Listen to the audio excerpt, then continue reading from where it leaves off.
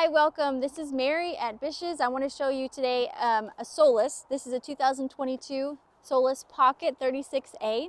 There's some really nice features to this van, so I'd like to show you.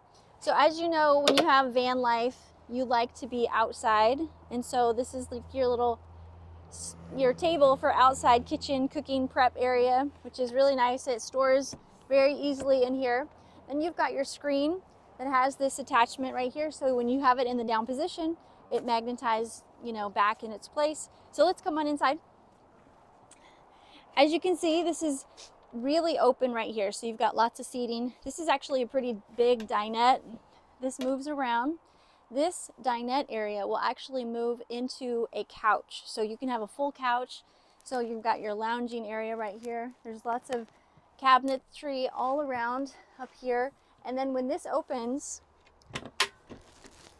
this stays with a magnet up at the top, so that way you can easily access your gear. And here's your galley. You have your burner right here. And this is the refrigerator, so you can access that from the outside or the inside.